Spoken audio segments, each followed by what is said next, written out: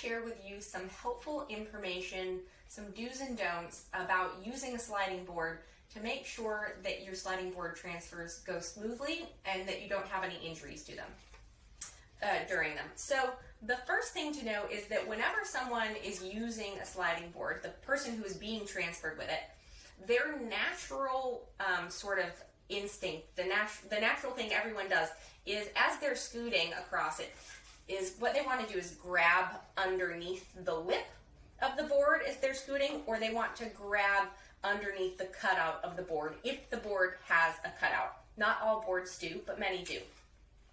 We don't want to allow the person to grab underneath the board in any location.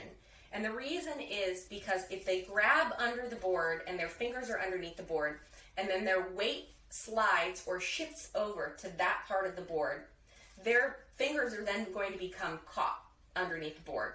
That could cause an injury to the fingers just because the fingers, could be crushed under their weight. Or it could cause other injuries because the fingers would be caught underneath their weight and they could be injured trying to pull them out.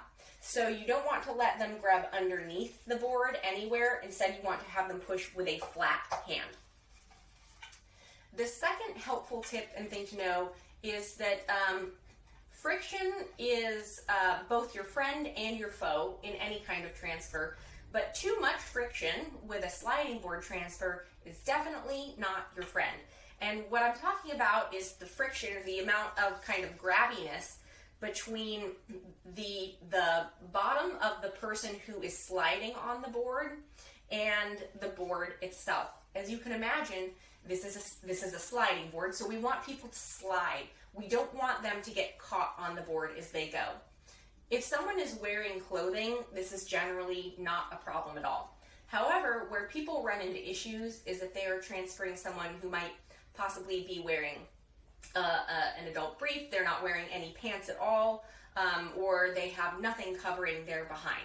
So skin does not really slide well on just about any surface, and we don't want direct skin on the sliding board. So instead, you're going to want to make sure that the person either has clothing between them and the sliding board, or that you get a sheet or a draw sheet, a chuck, something between their skin and the board so that they are able to slide on it and their skin is not getting stuck as they go along the